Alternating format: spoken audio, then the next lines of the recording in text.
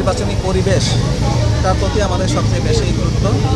এই পরিবেশ নষ্ট করার আজকে একটা যে ঘটনা, এটাই নির্বাচনী পরিবেশটাই নষ্ট করলো।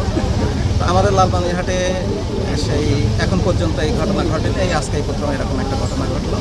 তো আমার কথা হলো যে আমরা সম্পূর্ণ শতভাগ নিরপেক্ষভাবে আমরা এই ঘটনার তদন্ত করব। যার যতটুকু অপরাধ তার ততটুকু দায়িত্ব নিতে হবে, আমরা এটা এনশিওর করবো। এবং আমরা আপনাদের মাধ্যমে এই এলাকাবাসীকে এটাই আশ্বস্ত করতে চাই, পুলিশ সবসময় আপনার পাশে আছে এবং যে কোনো বিপদ আপদ বা যে কোনো সুবিধা অসুবিধার ক্ষেত্রে আমরা তাৎক্ষণিক রিয়াক্ট করবো। এবং আপনারা জানেন যে আজকে খুব দ্রুত কিন্তু পুলিশ রেসপন্স করেছে এবং আমরাও চলে এসেছি। তো আমাদের একমাত্র দায়িত্ব এবং একমাত্র কাজ এখন আমাদের যে আমাদের নির্বাচনী পরিবেশটা সুন্দর রাখা।